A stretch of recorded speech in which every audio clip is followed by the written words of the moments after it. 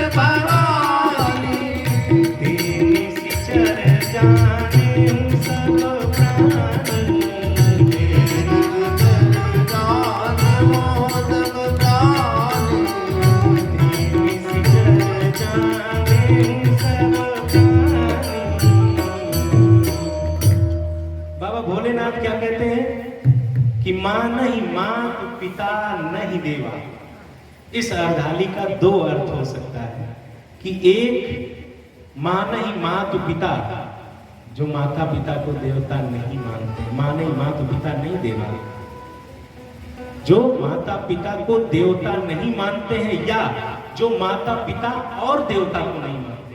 मां नहीं मातु पिता नहीं देवा। अगली अर्धाली, साधुन सन करवावई सेवा। साधुजन है, उनसे सेवा जो लेते हैं, ऐसा आचरण, हे भवानी, जिनका भी ऐसा आचरण है वही राक्षस है। राक्षस की अलग से सींग नहीं निकलती है, सिर पे सींग थोड़े होती है राक्षस की। राक्षस के बड़े बड़े दांत ये चार बगल से नहीं निकलते हैं। इस परिभाषा को रेखांकित करिए, और जो लोग, जहां तक मेरी ये आवाज जा रही है, स्वयं को इस निश्चय की श्रेणी में रखने से बचाइए, क्योंकि ये हमारी और आपकी परिभाषा नहीं है। ये इस जगत के जगत गुरु के पद पर अभिषिक्त जो है बाबा भोलेनाथ, उनकी परिभाषा है। इसको कोई काट नहीं सकता।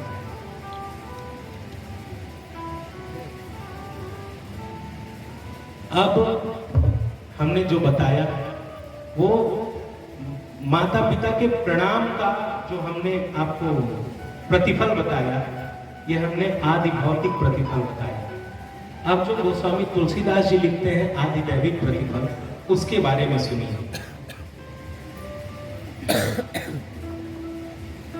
पिता की सबसे पहले तो ये जानिए कि पिता या माता या गुरु, इनकी आज्ञा कहां तक पालनी चाहिए। परशुराम जी का नाम आपने सुना है, उनकी तपस्थली यहीं बगल में है। उनके पिताजी एक बार बैठे हुए थे, अपनी पत्नी से कुछ थोड़ा मनमुटाव था। परशुराम जी आए और पिताजी को प्रणाम किया। पिताजी ने एक आदेश दिया और परशुराम जी ने उसे कार्य रूप में परिणित किया। तुलसीदास जी क्या लिखते हैं कि पिता की आज्ञा कहां तक पालन की गई, तो तुलसीदास जी लिखते हैं, परशुराम पितु आज्ञा राखी, परशुराम पितु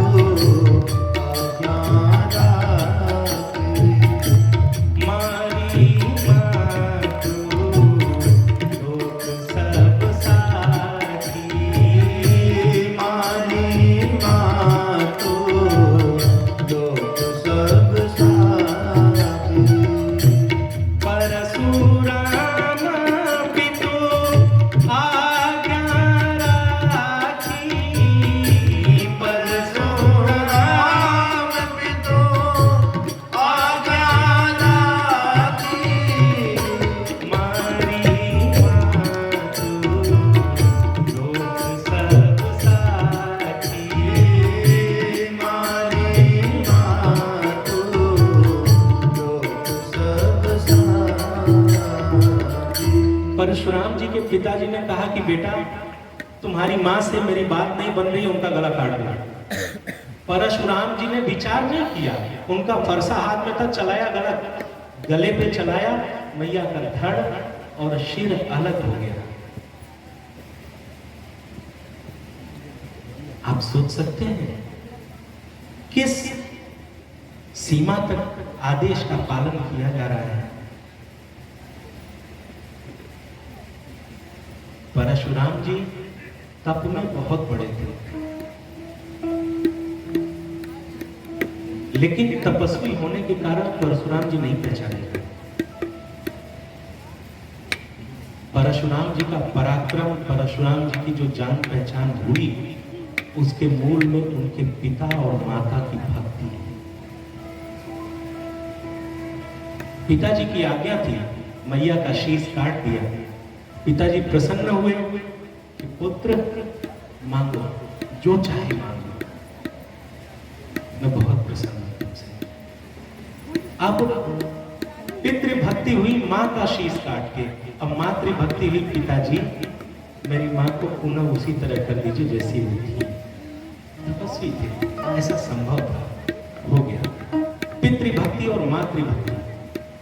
आप जब परशुराम जी का पूरा चरित्र पढ़ेंगे तो जो उन्होंने 21 बार इस पृथ्वी को क्षत्रियों से खाली किया है, अर्थात क्षत्रियों का 21 बार संहार किया है, उसमें भी उनकी पितृभक्ति ही है। कहीं भी सफलता अगर प्राप्त हुई और वो प्राप्त सफलता अगर प्रतिफलित लंबे समय तक हो रही है, तो ऐसा हो नहीं सकता है कि उस सफल व्यक्ति के पास उसके माँ बाप का आशीर्वाद न हो। सफलता पाना बड़ी बात है, लेकिन सफलता पाके वहां ठहरे रहना और बड़ी बात है।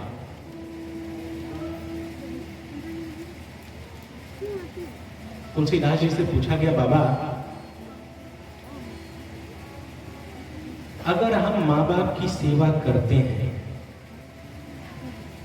तो इसका प्रतिफल मुझे क्या प्राप्त होगा, मुझे क्या मिलेगा इससे? तुलसीदास जी ने एक पंक्ति लिखी, बाबा बोले, चारि पदारथ करतलता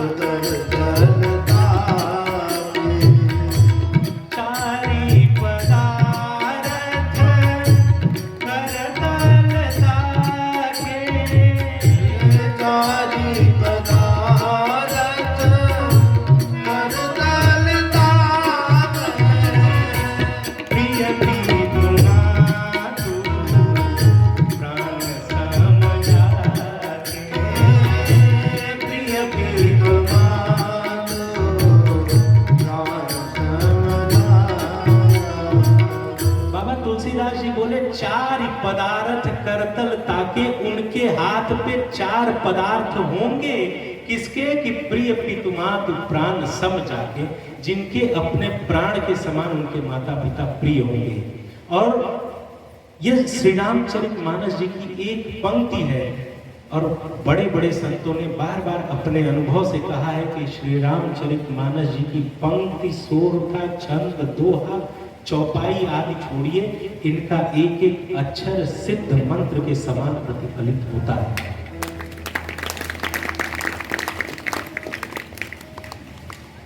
श्री रामचरितमानस जी की रचना ऐसे ही नहीं हुई है।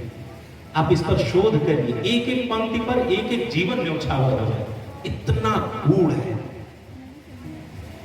अभी मैं जो काम कर रहा हूं वो एक तो श्री राम कथा में संगीत पर जो मेरा मुख्य विषय का शोध का विषय है, दूसरा जो बाबा ने आरंभ किया है वंदना प्रकरण, और 7वां श्लोक लिखा है, नाना पुराण निगमागम सम्मतम यद रामायणे निगदितम। नाना पुराण निगम और आगम के संबंध से श्री रामचरितमानस लिखी गई।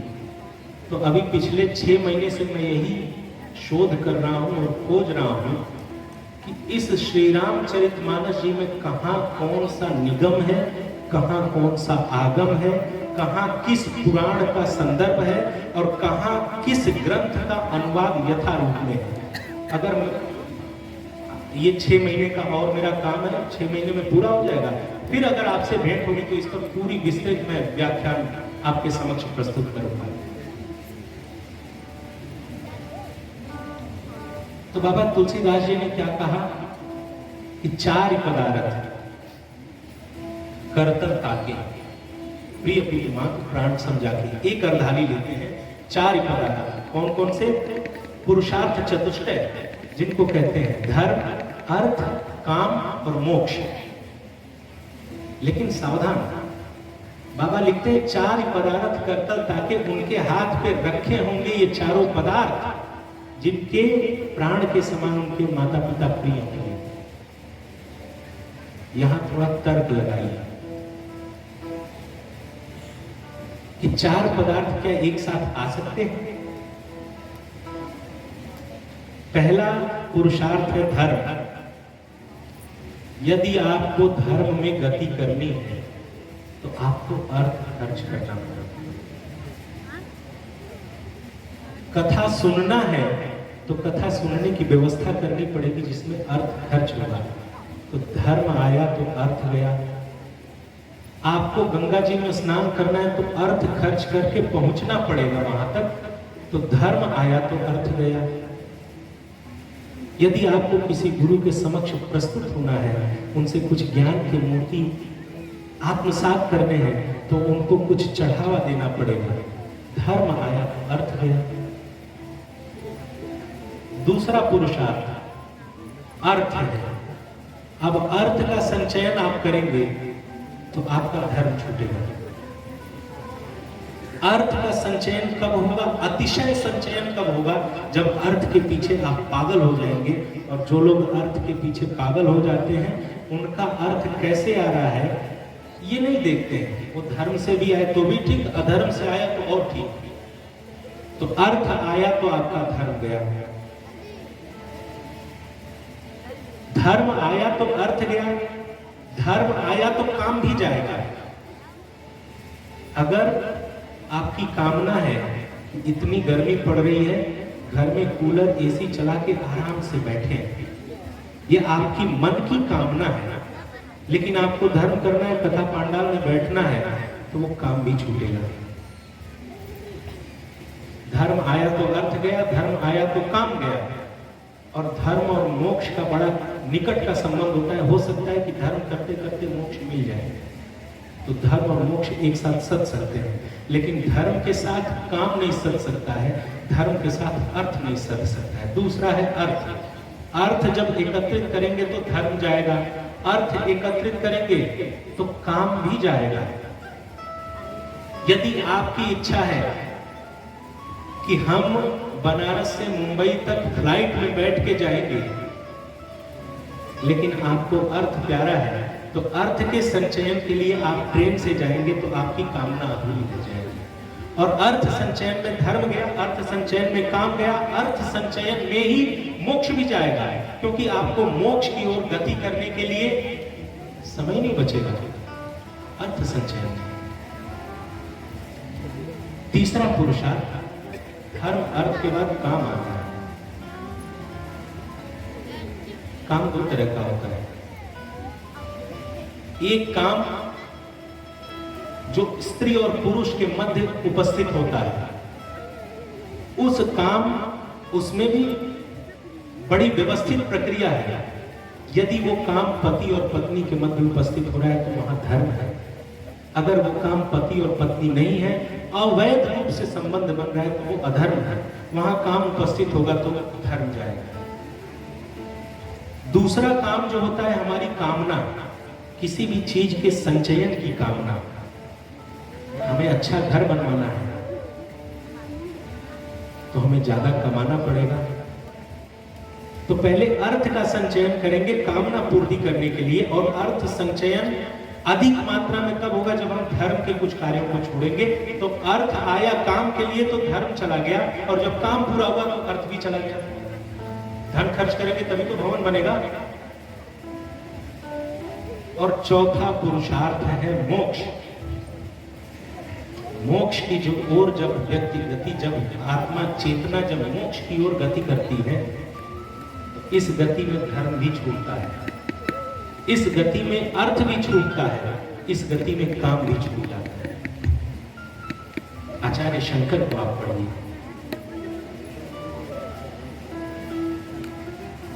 आचार्य शंकर, आदि गुरु शंकराचार्य, उनकी जो ज्ञान मार्ग की साधना है वो धर्म के कार्यों से थोड़ा हटके है। वहां अर्थ काम नहीं आएगा, और कामना तो है ही नहीं है, तो वो मोक्ष की ओर गति करेंगे। तो हम देख रहे हैं कि ये जैसे जो भौतिक विज्ञान के विद्यार्थी होंगे, जब चुंबक के दोनों ध्रुव उत्तर और उत्तर ध्रुव को एक ओर कर दे तो चुंबक में प्रतिकर्षण होता है, वो चिपक नहीं सकता है। जब दक्षिण और उत्तर का ध्रुव एक ओर करेंगे तब वो चिपकेगा। तो इन चारों पुरुषार्थों में परस्पर सबके ध्रुव एक ही ओर है, इसलिए इनका चिपकना कठिन है। लेकिन तुलसीदास जी कहते हैं कि चार पदार्थ करतल ताके प्रिय पितु मातु, आप सब बोलिए, प्रिय पितु मातु प्राण समझाते। मैं यही बात जब बोल रहा था वहां पे चित्रकूट में, अभी 21 और 22 मार्च में वहां पे था, जगत गुरु रामभद्राचार्य विकलांग विश्वविद्यालय संगोष्ठी थी, विद्वत संगोष्ठी थी। तो इस बालक को भी थोड़ा दो शब्द बोलने का अवसर मिला। तो एक विद्वान ने प्रश्न किया, वो सिक्किम विश्वविद्यालय से आए थे, प्रोफेसर थे, कि इस चौपाई में चार पदार्थ करतल ताके दूसरी अर्थाली प्रिय पितु मातु प्राण सम जाके, ये आप पैमाना कैसे बनाएंगे कि प्राण के समान माता पिता कैसे प्रिय होंगे? कैसे हम जानेंगे कि हमारे माता पिता प्राण के समान प्रिय? प्रश्न है, कठिन है। प्राण के समान कैसे प्रिय होंगे? क्या हम उनका बहुत देखभाल करें? क्या हम उनकी कैसे क्या करें कि उनके प्राण के समान प्रिय होंगे? एकाएक राम जी की कृपा से एक विचार मन में आया, मैं बोल दिया। और मेरे साथ ऐसी राम जी की कृपा है कि मैं मंच के नीचे होता हूँ तो मैं बहुत घबराता हूँ कि बोलूंगा क्या, और जब मैं मंच के ऊपर होता हूँ तो हनुमान जी को प्रार्थना करता हूँ, बाबा संभालिएगा, मुझे कुछ नहीं आता है, और संभालते हैं, हो जाता है। तो ऐसा ही कुछ वहां भी घटित हुआ। मुझे नहीं पता था कि ये हो सकता है, लेकिन एकाएक मन में विचार आया। हमने कहा एक टब में आप पानी भरिए, नाक और कान बंद करके मुंह डुबा दीजिए। ये क्रिया आपको 3 मिनट तक करनी है अबाध रूप से। 35 सेकंड के बाद जो स्थिति आपके मन में उत्पन्न होगी, जो छटपटाहट उत्पन्न होगी, अगर माँ बाप के दूर होने से या माँ बाप के आपके बीच कुछ ऐसा घटित होने से अगर ये छटपटाहट आपके मन में आती है, तो इसका मतलब आपके माँ बाप आपके प्राणों के समान प्रिय। ये कसौटी है, कस के देखिए। और मैंने कहा कि श्री रामचरितमानस जी की प्रत्येक अक्षर अक्षर तक सिद्ध है, तो श्री रामचरितमानस जी की ये चौपाई भी सिद्ध है कि प्रिय पितु मातु प्राण सम जाके उसके चार पदार्थ करता